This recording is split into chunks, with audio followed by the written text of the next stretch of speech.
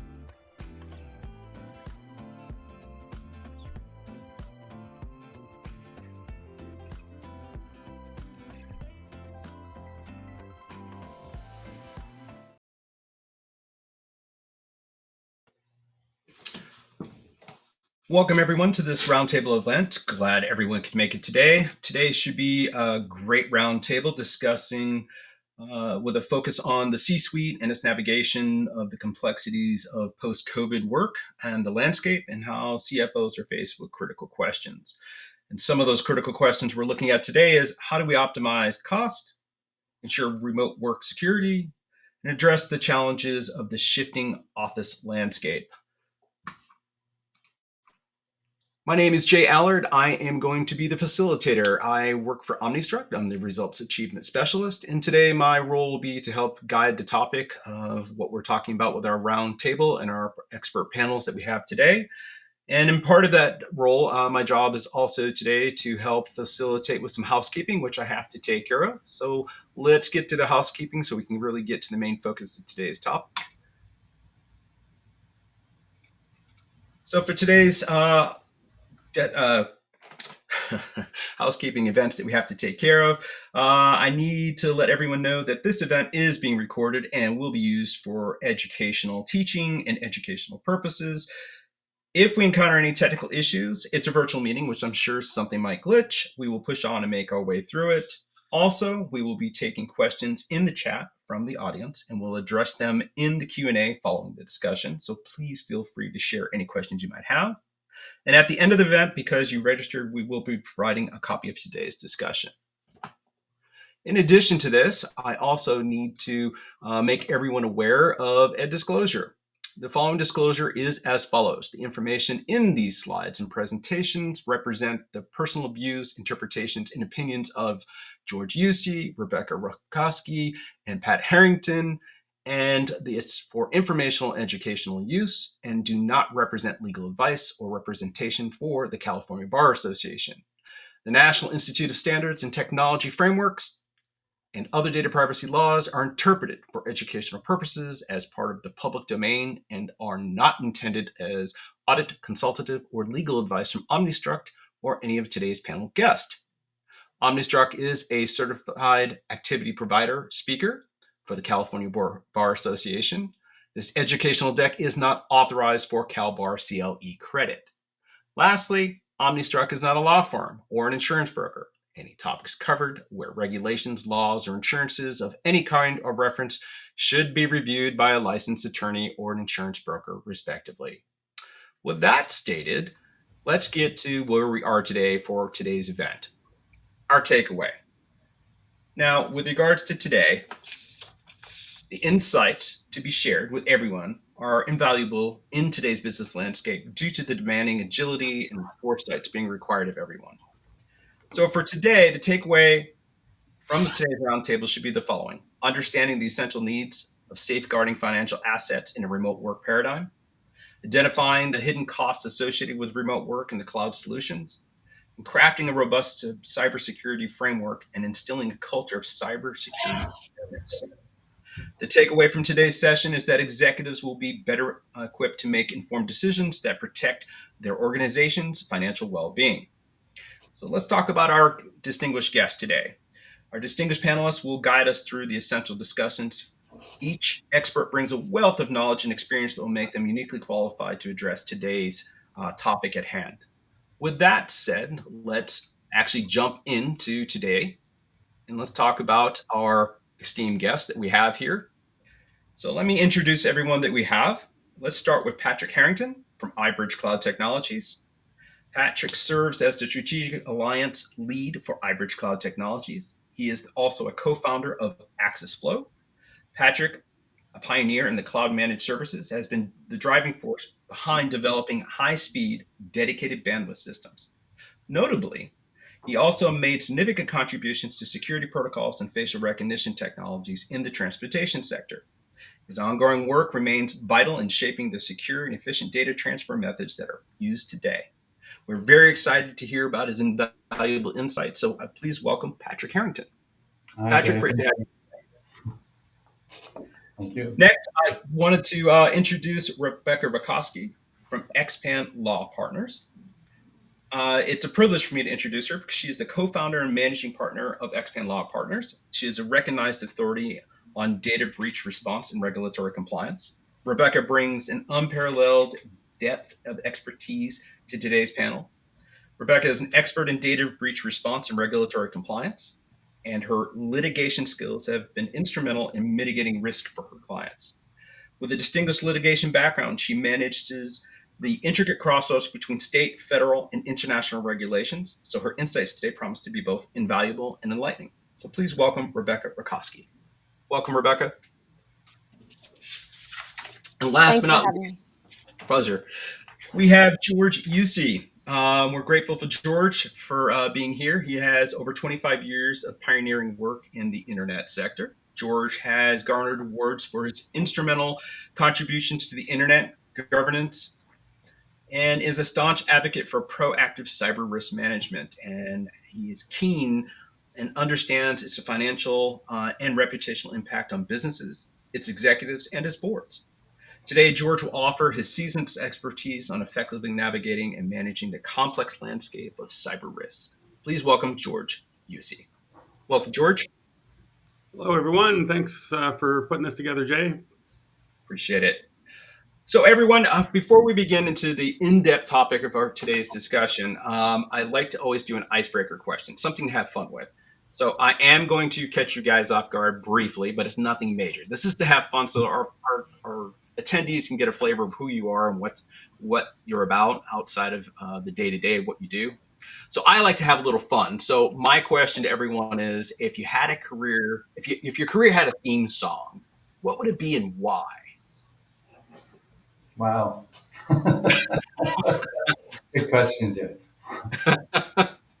Rebecca, you care to travel down this path first? Oh my gosh, I have no idea. Okay. I can't even think of a good song off the top of my head. What's the Beatles song about? It's Here Comes the Sun. There you go. That's the theme song for my career.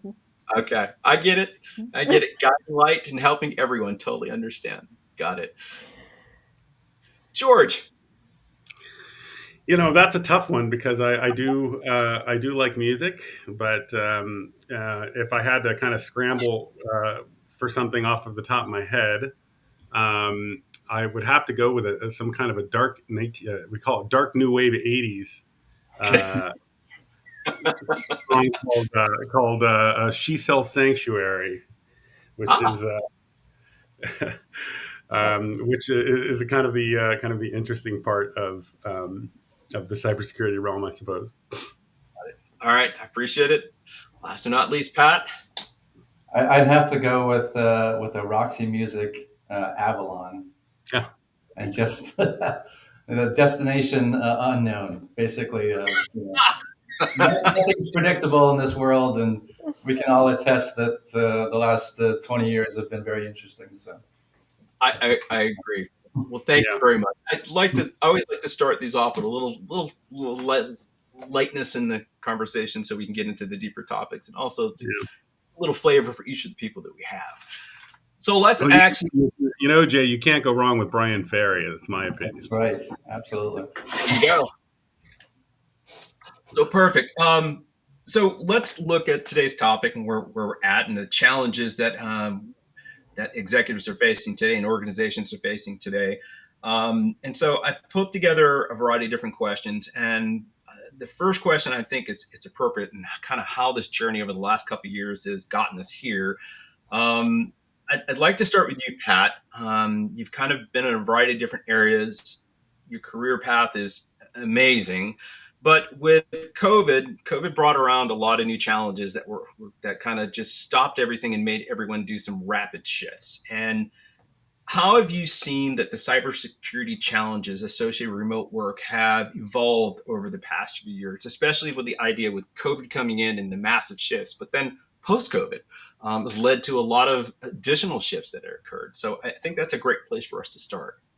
Yeah, I think that COVID was a very unpredictable event that sped up, I think, the development of people moving to a cloud environment. George can attest that managed services, right? Cloud has been around for 30 odd years, and even longer if you're talking about the old mainframe days.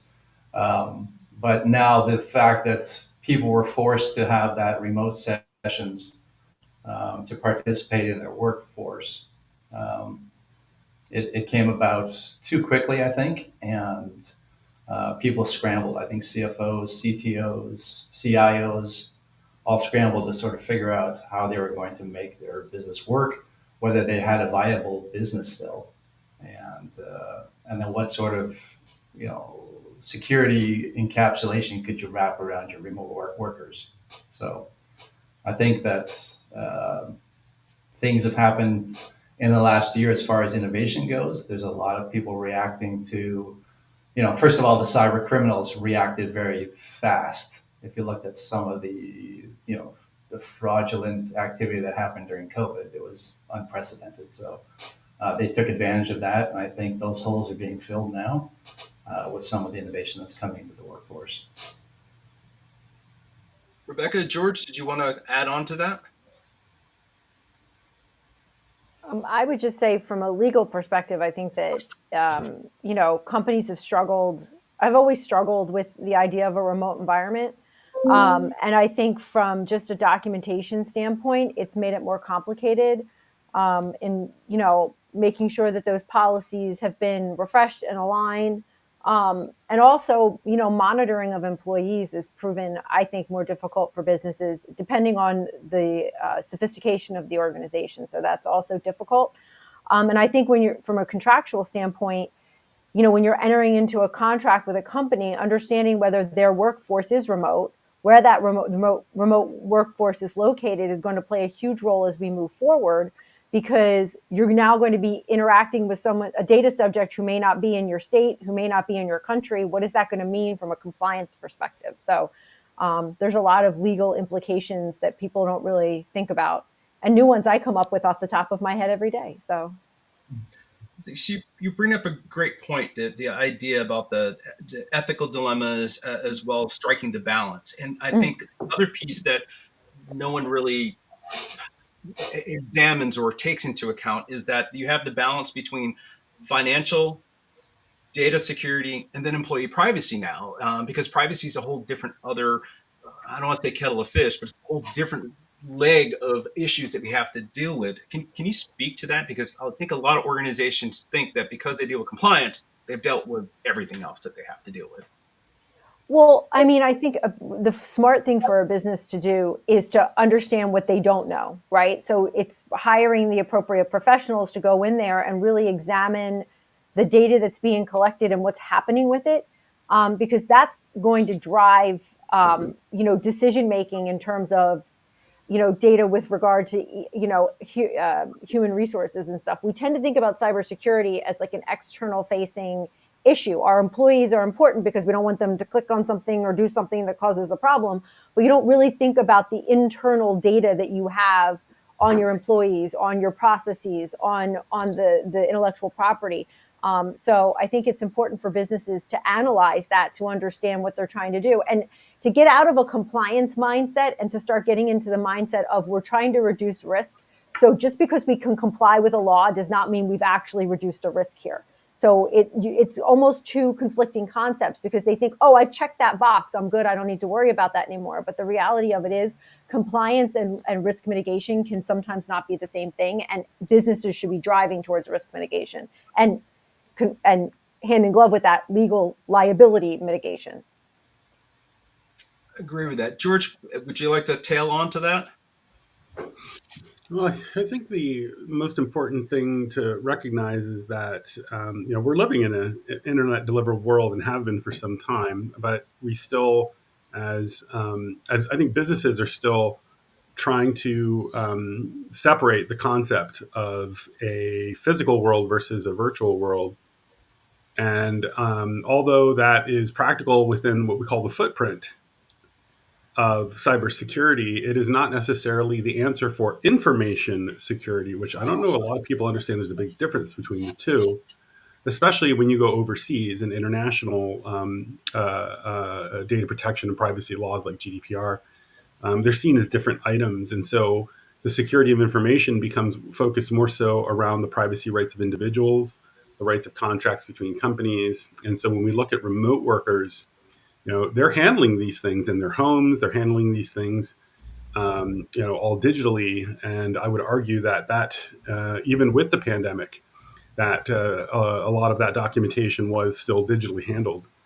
And we're still looking at business is still looking at our internet delivered world as a one time show. Like, oh, what have we done enough to stop the hackers? We're good. No, we can continue to do things the way we've been doing them, which is inaccurate in terms of the additional regulations. And I think there's just too much.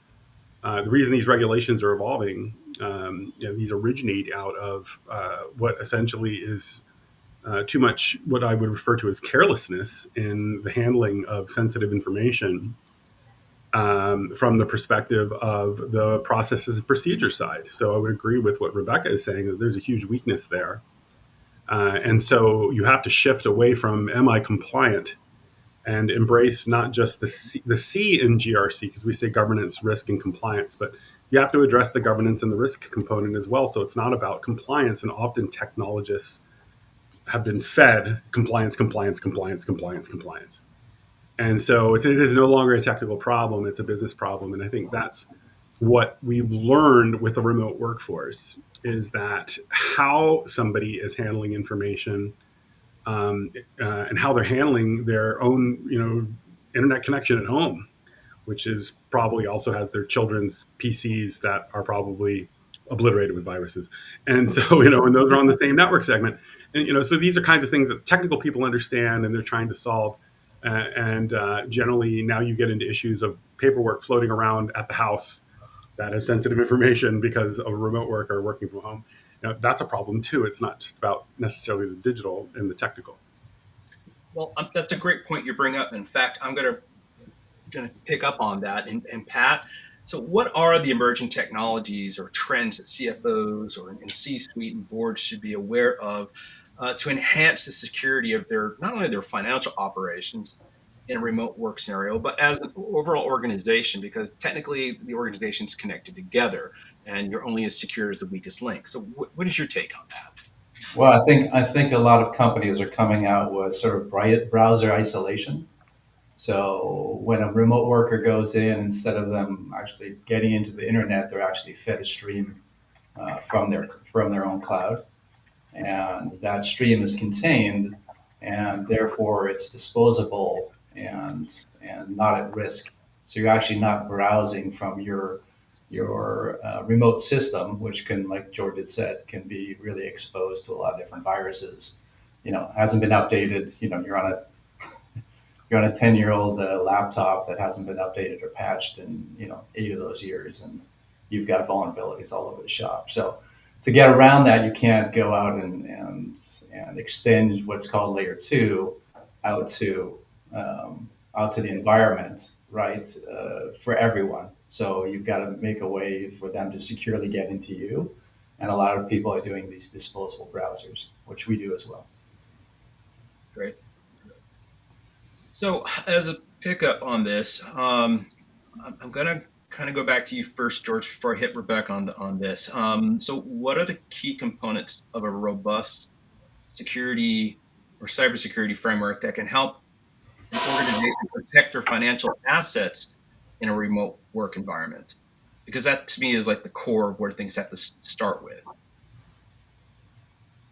Well, the components in a framework specifically depend on the framework. So if you're following a framework that is heavily about, focused on stopping a hacker, you're probably going to fail at what essentially are the risk management and the governance sides when the hacker does get through, because the best way to be 100% secure is not to be online at all, and that's just not reasonable in business. So you have to understand what risks you're willing to take. So it becomes more than just the IT cybersecurity teams and all the, let's call them the geeks, who have done a wonderful job trying to keep these hackers out for, and we're talking a 50-year effort, and it's still not working. Um, and lawmakers and the world have realized you just can't keep throwing technical people into the bus. What you have to do is you have to expand your effort into other departments and identify the data itself and where is it. So if you're looking at a framework that's going to do that well for you, then you're looking for some kind of a family of different frameworks to help you. So it's not just one framework alone. That's why you have things like the NIST SPs, what they call the special publication. So there's a whole bunch of documentation there. There's also the ISO IEC, which those are more certifiable in a practical global environment and have completely different families. ISO 27000 series is really what the technical people think about, but there's other families and series within governance, risk management, disaster recovery, and those sorts of things. So you really have to adopt multiple frameworks. So there isn't necessarily one, but generally speaking, if you're going to be effective with your remote workforce and you're a global company, you have a much bigger lift.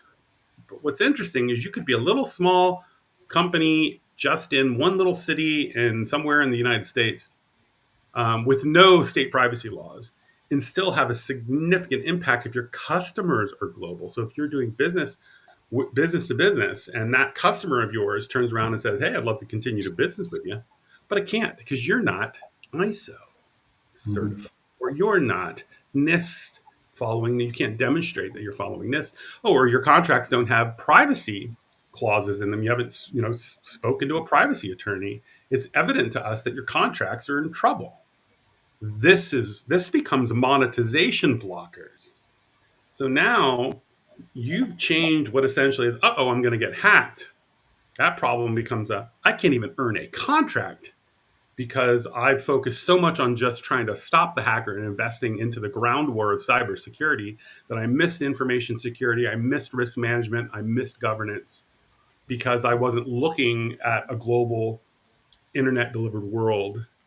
And for some businesses, yeah, you're lucky. You're only doing business in a very small region. And so some of, I would say some of the very small businesses, the micro businesses, are the ones that'll struggle the most, that have a lot of regulatory concerns in their industry. They'll just start losing business. It's that simple. So they won't get the contracts. So let me pick up on that then. So we talk about being more frameworks and got to look beyond it. So how can, and this is open to anyone. Let's just make it an open response. How can CFOs collaborate or C-suites collaborate with IT, the security teams, to align both the financial goals with the information security goals and the privacy objectives? Because it's tough to align all that and try to find a balanced approach, because what comes first, the chicken or the egg in this? Is it privacy first or information security? It's a tough balance. So how can they go forward? What is a recommended pathway forward for organizations to be considering? Well, I don't think you should be thinking about it in terms of like, if you're going to worry about privacy, that you're not worrying about information security. A lot of that is going to overlap, because you can't have a privacy program without having an information security program. There's no chicken or egg there. Like, they kind of mutually exist together. you absolutely cannot have privacy without security, because if you're not protecting that private information. But I think one of the key things, and I know I've been talking about this for a decade plus now, is that you know creating a team within an organization, even a smaller organization, it works, where you're having these discussions so that everybody is on the same page. I always say, like, marketing is my problem. They're my problem children in the world of a large organization, because marketing has these great ideas and they're going to do all this stuff, and they run out ahead and nobody's thinking about privacy and security, or privacy usually. And they start sending out emails, and we're getting DSAR requests as a result of that. So you want to having that discussion at every kind of stage, so that you're dealing with the finance and the marketing and the HR and IT, having those discussions with all the group heads before it filters up sometimes to the C-suite is important. And then having that communication between the C-suite and upper level management is also going to be really important for an organization, because it's not easy. Everybody kind of is doing their own thing in their own little world and not thinking about things more globally. But a really well-developed privacy and security program is going to trigger that, I've got to call, my privacy officer because I want to do this, but I know that there might be something here that I'm not thinking about. So, working with the whole organization to get a privacy and security program in place, training on it, bringing it to their attention all the time. I always find that when I train on a privacy program, it's all of a sudden people are like, oh my God, like I didn't even think about that as being a privacy concern. But that's the only way it really functions, because otherwise everyone's just living in their own little world, doing their own little thing. And that lack of communication between the groups is where things really break down. And you find there's problems, particularly from a privacy perspective. Rebecca, can I ask you a question? So, Yeah. so the past little while, let's say the last 3 years, have you found that organizations have gotten looser because of their remote workers as far as compliance and privacy goes? Do you find that because people are working out of their homes and they're really at work, maybe 7 to 8 hours a day, but they've got other things coming in and out of that, they get distracted and that becomes a vulnerability point for them? I think it hurts more on the strictly on the cyber perspective, because people are doing too many things at once and they're not focused in on, when you used to go to work, you would sit down at your desk and you're there. But now, like, there's somebody delivering things. Inevitably, every time I have a phone call, my lawn people come and they're cutting my lawn, and there's other stuff that's distracting you. So I think from a security perspective, from a privacy perspective, I think it depends on the industry you're in. In a healthcare like type industry, if you're not wearing like a headset where you can't hear the other side of the conversation, there could be issues with privacy. Could be the same thing in a financial setting. I mean, you can't see patients in your home, so like from that, but just like a scheduling or something like that. Also, I agree with George that people tend to be on the same networks as their kids and their husbands and their wives and whatever the case may be, their partners. And, that's a real recipe for disaster. In my profession, there was a lot of discussion amongst attorneys as to how you can have an effective attorney-client conversation if you're in your home, because, the kids are walking past, whatever the heck is going on around you. So like, what are the steps you're taking to make sure that communication is truly confidential?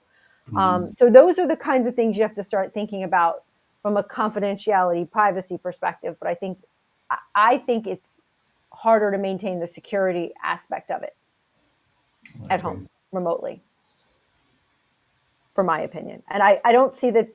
I think organizations don't particularly do privacy and security well generally, because they do think it's a technical problem. So I think it got worse as a result of remote work, but it's like how, we hit the ground and we started digging, right? Like it just kind of got worse and worse and worse. And like organizations that recognize the risk factor as opposed to the compliance factor are ones that do it a lot better than everybody else, in my opinion. I'd agree with that. So, yeah, I think from a IT perspective, everything, it wasn't really tight prior to COVID. Everyone seems to think that everything was tight, and and tied down, but it's always been an issue, right? People leave papers on their desks, they walk away from their open computers, it's constant.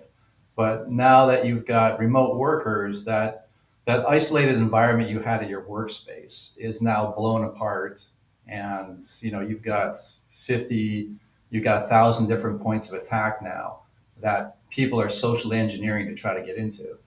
And social engineering is just a real problem. If people aren't educated on what they're opening, if they've got browsers that are on their computer, and it's it's not isolated, and it's open to other things, because people will use that same computer to shop at Amazon, to look around anything. They'll have 50 browser windows open, and that's these points of attack are just getting broader and broader. So I think that this isolation of browser environments and getting that collective tied down so that you can sort of get back into the shell, as opposed to having everything splintered apart, is kind of where things are going. George, and I know you and I have talked about that in the past, but Yeah, I think the inevitable conclusion is it's already out there to be seen.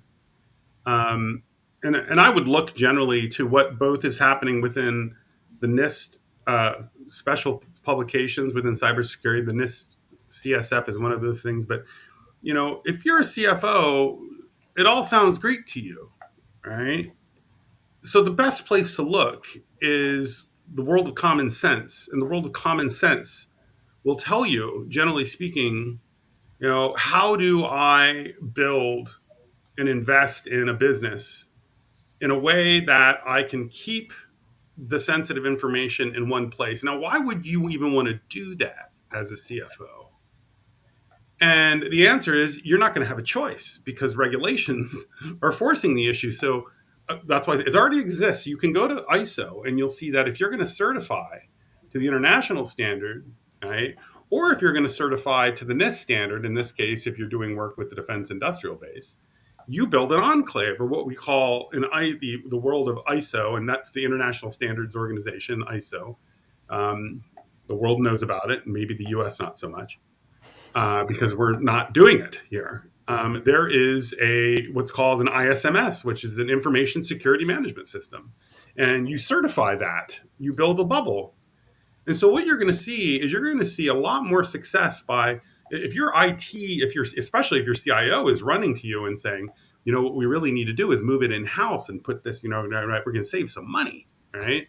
You're probably making an immense mistake because you want to be in an environment that can be certified, like either a data center environment or a protected environment. Cloud is another way to go. But you have to go through the exercise of making sure that those vendors that you're working with are also meeting muster, as we say. And so it's no longer just an IT problem, it's a supply chain management problem. Are the vendors certified? Are they doing the right thing? And so it becomes very practical. And the reason it becomes very practical is because these sanctions, like the NIST, there's something called the NIST 2 directive, NIS 2. If you're a CFO and you don't know about it, you better look it up. Because by, I believe it's October of 2024, and I might have the date wrong off the top of my head, all of the European Union, now you can be fined. This is kind of like a GDPR style fine for not having your cybersecurity stuff done right. And that starts at $10 million or 2% of your global revenue. Take your pick.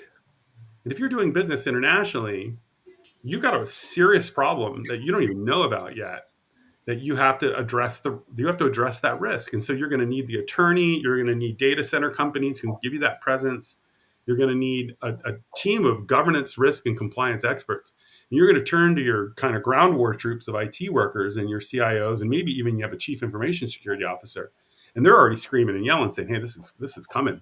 You got to start listening to them, because now these, like NIST 2 directive, goes after your personal assets. It goes after the personal assets of leaders. So if you make the wrong decision, it's no longer just the business that's going to be held to account. And those are the things that concern me about CFO decisions, is that you got a world of hurt coming your way, and your problem probably who the CIO and the CISO report to if the CEO hasn't figured out that needs to change. So you have to be aware that you've got to educate yourself on how this works and be aware of these global concerns, because if they're not hitting you directly, they will hit you indirectly through one of your customers, and then you'll start losing contracts.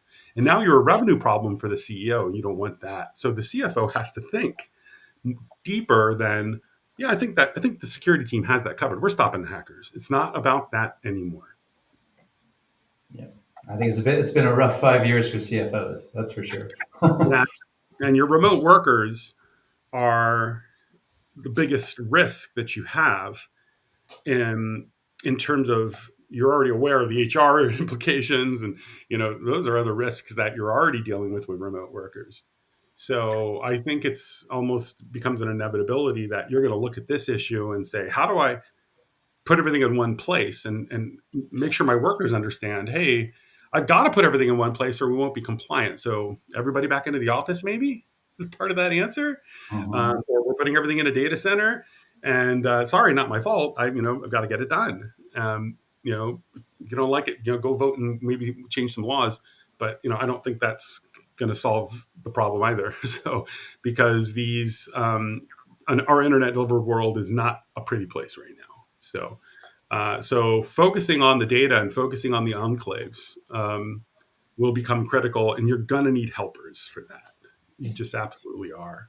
How do you get all those remote workers kind of virtually in the same place? And how do you get all your data in one place? You can actually certify against that if you have to with some of these global regulations, or if your customers are global and they're cascading that down to you in their supply chain mandates, because those are part of the directives as well. Yeah, so it's getting ugly is the best way to describe it. Well, and these laws keep getting written, and like, how do you functionally do stuff like this, right? Like, the laws get written, and then companies are struggling. Like, take GDPR for example, right?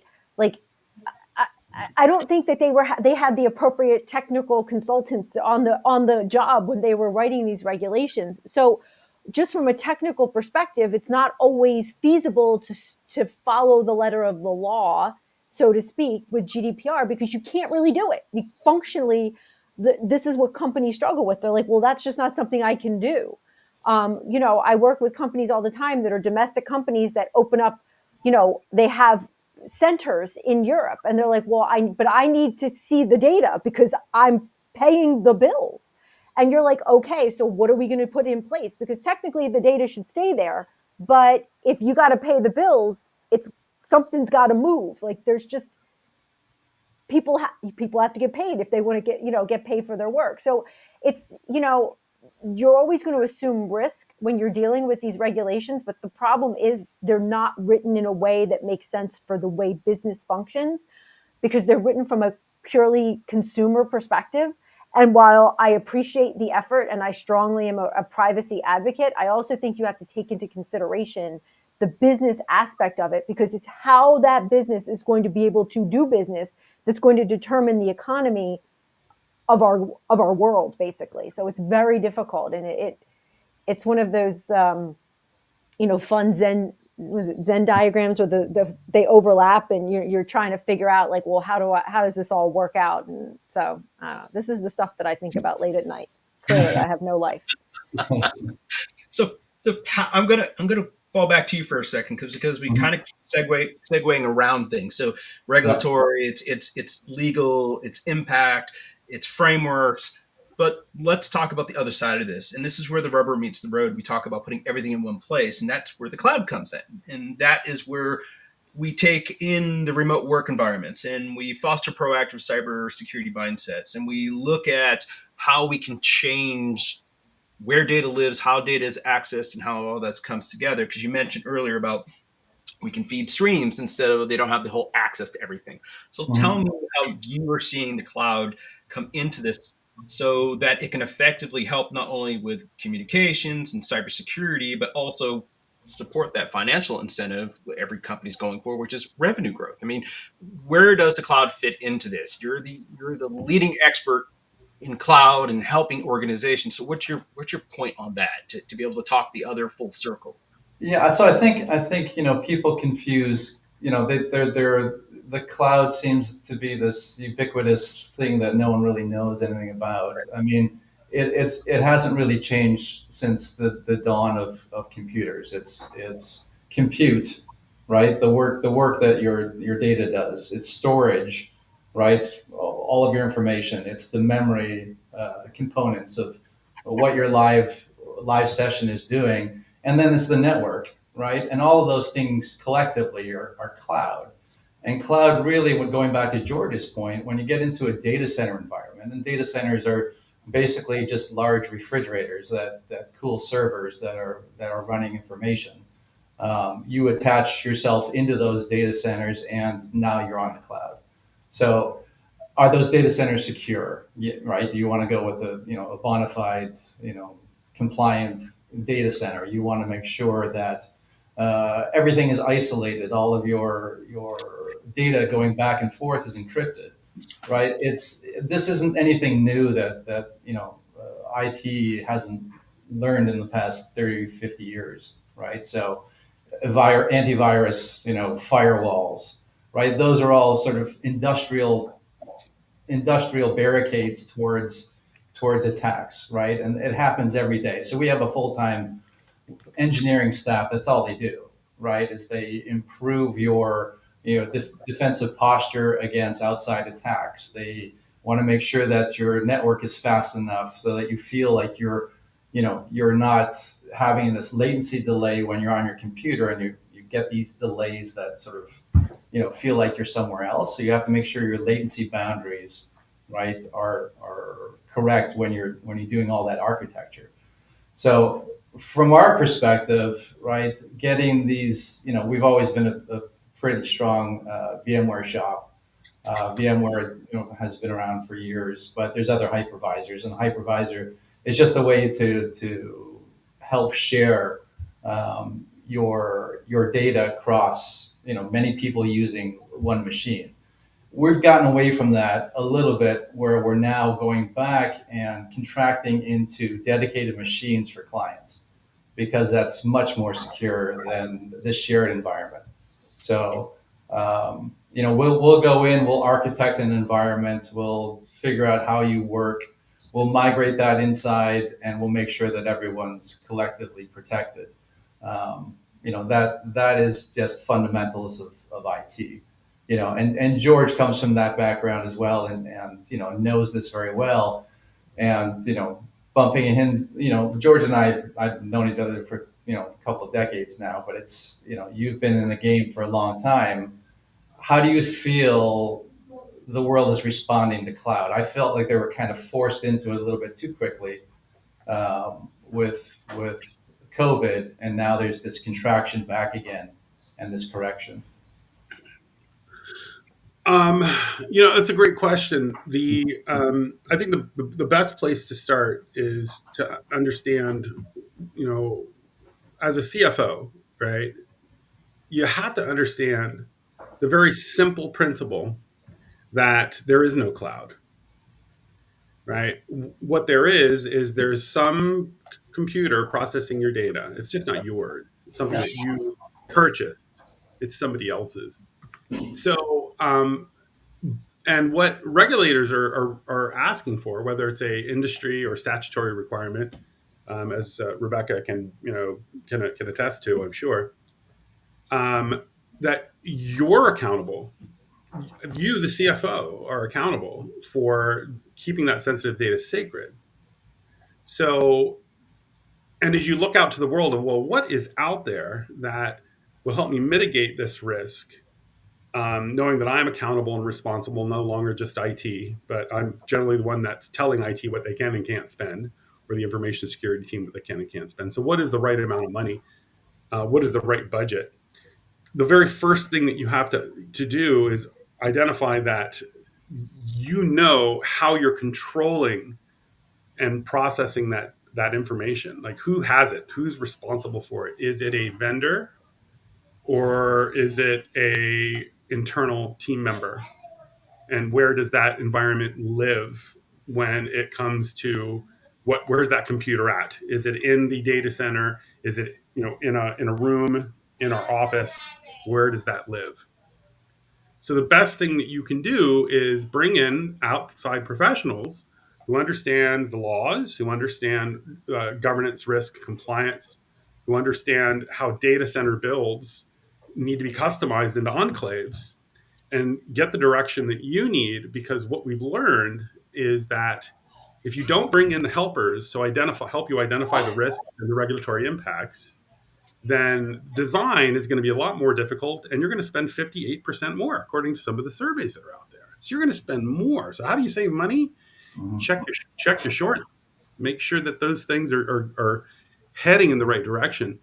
And what you'll learn very quickly is those investigations, those impact assessments, are going to provide a roadmap of where your kind of your risk bombs are, and how you might change architecture. And it's going to actually make it easier for the ground war IT people who really want you to tell them, "Hey, boss, what Right. level of risk is acceptable to you."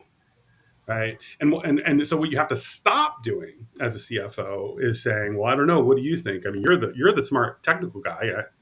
I don't know anything about IT. Don't no none of this, guys. Stop." Right. Yeah. Don't do. You have to roll up your sleeves as the CFO and grab the CEO by the collar and say, "We're accountable now." Right. And this is what we're going to do, because if we demonstrate that we were involved and we rolled up our sleeves, and you don't have to be technical to do this. That's what the helpers are for. And when I say technical, I'm not talking about, flux capacitors and technical, junkies and fighting the hackers. I'm talking about the attorneys who understand privacy.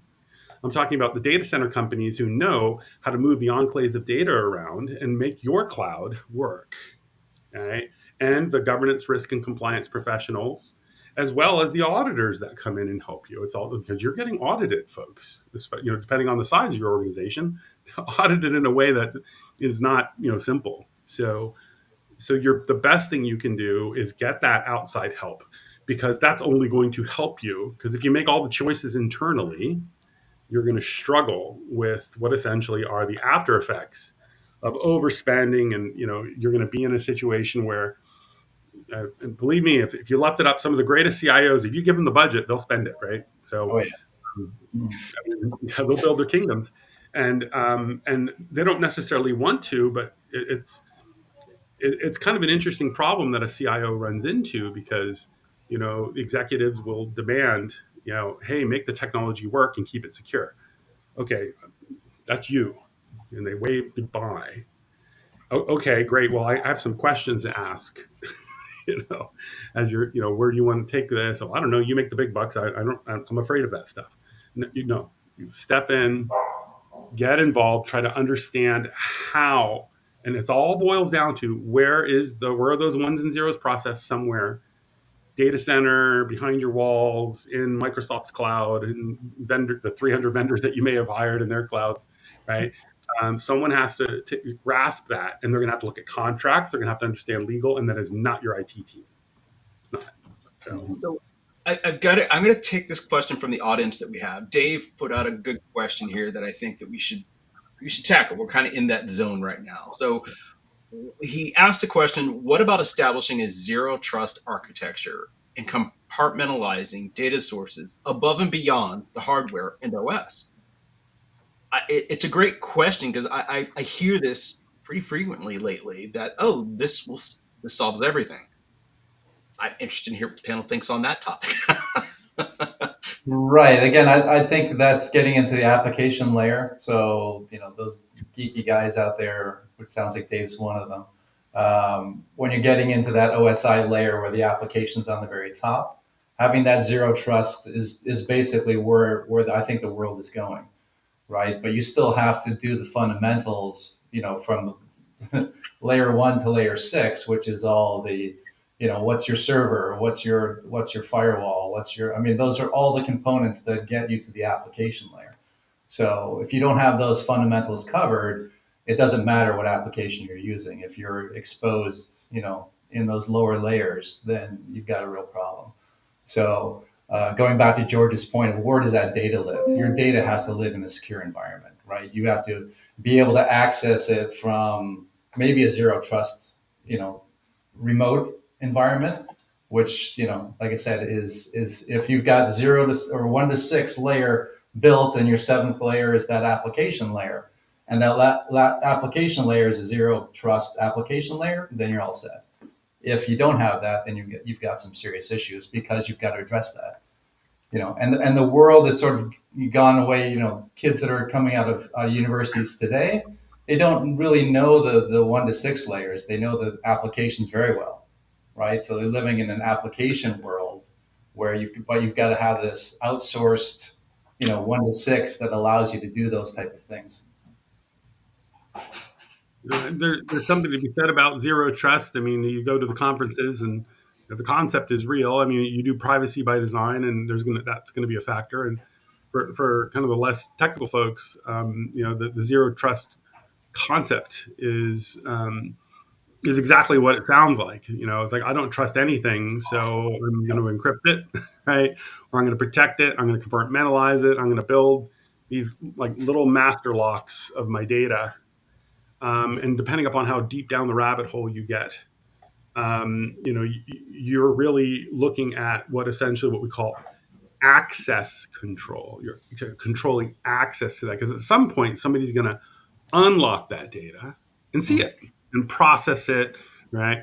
And so that's much different than the tech that locks it up and puts the padlock around it. Just because it's got a padlock around it and a hacker breaks in and they can't get into it, doesn't mean a hacker isn't still going to compromise it. And that is the challenge that we run into with and why zero trust exists. Is like, let's just assume everybody's guilty, right? And you're gonna authenticate people, which means who they are. You have to validate their identities, right? And for every single thing that happens in compute, and it can be pretty overwhelming. So getting beyond, and generally the concept is in compute is that there are essentially 3 functions to computing, right? You have the hardware, you have the operating system, and you have the software that runs on top of it. That's it. No matter where you go, even your clock has that. It may be embedded into a little chip, but you have those 3 things. And the hardware looks at the zeros and ones. The operating system, turns those zeros and ones to something that you can understand in the application, right? And so when you get beyond the hardware in the OS, when a technical question comes to, okay, what about the hardware and OS side? You get beyond that and you get into the applications. People who have access to those applications, those things are going to be critical. So how does an organization who does not even know where to start, where do you turn for that? And the answer almost always is you're going to either NIST or ISO to look for that stuff. That's where the compasses are on how you build from there, right? Those are the blueprints. They're there for you. And generally in the US, you're looking to NIST. But as we become a more a globally regulated world, right, where you have to consider global regulations, you're going to see almost a mishmash or smushing together of NIST. That's the National Institute of Standards and Technology, right? That's the US side. And what essentially is ISO. And there's this new thing, and they're really trying to confuse you now. It's called NIS without the T at the end. Got it. So let's confuse you even more, right? No, get the helpers who understand those things and make sure that you draft something that is foundationally acceptable. Because, frankly speaking, from an IT perspective, and not coming from that environment, I come from that lower layer. I was an internet plumber. I grew up building internet infrastructure for really big .com companies that are on the Monopoly.com game board that don't exist anymore, a lot of them. So, and that was some pretty, how do you just keep the internet up? It was about availability then. But the security of data is a completely different paradigm. And as Pat had mentioned, we have all these new graduates coming out that are masters at the application layer and moving the data around and making it available and free. And let's move it around and look, big data, let's manipulate it and get value out of it. And then there are, personal address information for children under the age of 13, and all the things that will make the regulators get the creepy crawlies and smack a huge fine on your organization for not following those regulations and protecting the rights of those individuals. And as much as I would, I think I will quote, there's a famous chief information security officer who quit he was this chief information security officer of a very big company, quit, got his law degree, and now he works for a law firm doing data privacy. Mm-hmm. Because he saw the writing on the wall. He's like, well, this is pointless because I'm going to get thrown under the bus. So if I become the lawyer, right? And off he went, right? Do the throwing. And, Sorry. yeah. So, so ultimately, you have to consider that we are now moving from a ground war of stopping the hacker to going, okay, we're going to do the best we can. We're going to use concepts like zero trust, right? See your IT people for that, see Pat for that, right? Mm-hmm. And we're going to focus on risk. We're going to focus on that air war now. Like, what do we as executives who are just basically talking, because you're talking air, right? You have to, your team is doing the doing. So what decisions are you making in your air war, in your recon, and your oversight? And you cannot just say, oh, it's got a blinking light, I'm afraid, and run the other way, because you will lose that battle in the court of public opinion, as well as in what essentially are regulatory pursuits, as we say, of your inability to meet statutory requirements. Right? Well, Not to take Rebecca's thunder, but I'll leave that one to you, Rebecca. well, no, I was just going to add to that. I didn't mean to interrupt you, George, but it's not just the regulators too. This is what you're seeing pop up in lawsuits, right? Like Right. all the time you see, like, well, the board of trustees was not involved, or the C-suite wasn't involved, and they didn't they're not following through on their obligation. You see, allegations in and around breach of fiduciary duty. They're seeing that you holding that data, you have that fiduciary relationship with the data subject to protect that data. And so there's a lot of things you can do, a lot of arguments that you can make. But the best argument I have is, here's all of the times this was mentioned in a board meeting. This is how many times they were discussing it. This is what they did. This was the steps they took.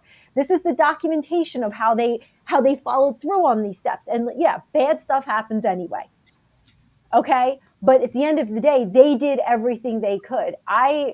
Instead of talking about compliance, like I said before, risk mitigation, I talk about putting clients in a legally defensible position, because you're going to have to be there at some point.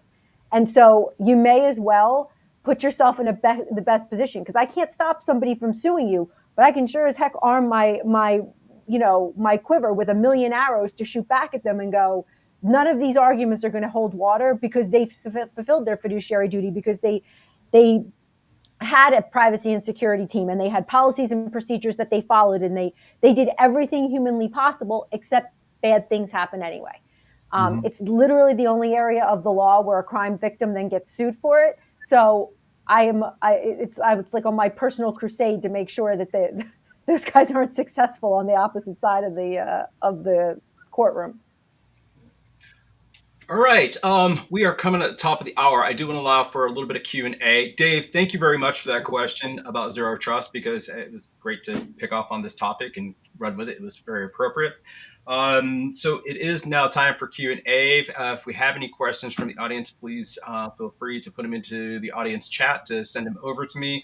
I do have one that was emailed to me earlier because someone couldn't attend. So I am going to start with that one in order to put it out. So the question that was asked is, what strategies can CFOs employ to detect and mitigate insider threats in a remote work setting? Who would like to take a run at that one? Oh, that's a great one. So there are, I'm going to say, 3 key strategies. If you're a fan of Dr. Huggy Rao or Robert Sutton's some of the work that some of the books that they've written, there's one called Scaling Up Excellence. I think it's chapter 5 in that book, and there's 10 strategies they use for what essentially are distributed workforces, whether they're remote. Remote workforces have been a factor for a long time. They're just happen to be in an office somewhere else that you thought you controlled, but you really didn't, like in another country. And so that book, there's some tips in that book. One of them is like a big brother tip where you have certain things that you're doing that as a CFO, you implement them, or as a CEO as well, that let you know, hey, big brother is watching, sort of a strategy. So my suggestion would be pick up that book. You can get it at Blinkist and get the 15-minute version, right? And to check it out first. And there's so one of the specific chapters in that book, there's three, what I would call footprint functions there. And one of them is make sure that your team is aware of the fact that you have SOC-SIEM, so that IT people can explain to you what that is. So where you're watching everything, right? So you can see everything coming in and out of the environment from the perspective of bad traffic and bad behavior. So that is something where you have it in policy, and you understand that you're being monitored, your traffic is being monitored for privacy reasons. So that's one tactic. Kind of a better tactic is to there's another strategy, which is to give up ground grudgingly. So in terms of your a kind of a strategy for remote workforce is that as requests come in for access, because we're assuming that you have nice solid controls in place, right? You're going to put controls in place, and then as requests come in, you start documenting those, what we call access controls. So okay, we're going to open this up for you, we're going to document it, go ahead and sign this, because we're gonna change something in our policy to make it accommodable for you. But recognize that it's a risk that the organization is accepting because of something that needs to be get. So justify the things that you're doing, really. So it's a justification process. That's the other. You can read that in the book, and there's some other tips in that book as well. I won't go over the others that are in there, but that's a good read. And just focus on that chapter on some of those tips and tools for those kinds of strategies, because they convert easily into cybersecurity, information security protection, data protection. This is good stuff. Perfect. I appreciate it. We're actually out of time for this. Unfortunately, we should have extended it for a longer period. But what we can do is, if anyone else has any additional questions, please feel free to send them to us, email them to us. We'll be happy to answer them, and we'll actually have this copy out to everyone. In addition, I do want to thank everyone today. I want to thank Pat for allowing us to have his time today. I know how busy you are, Pat. Rebecca, thank you very much for your time. I know how extremely busy you are taking care of clients. And George, thank you for your time. I truly appreciate it. If anyone does have any questions, please reach out to us and we will definitely follow up. And that will bring it to a wrap to the end of this session. And thank you, everyone. Thanks, guys. Thank you.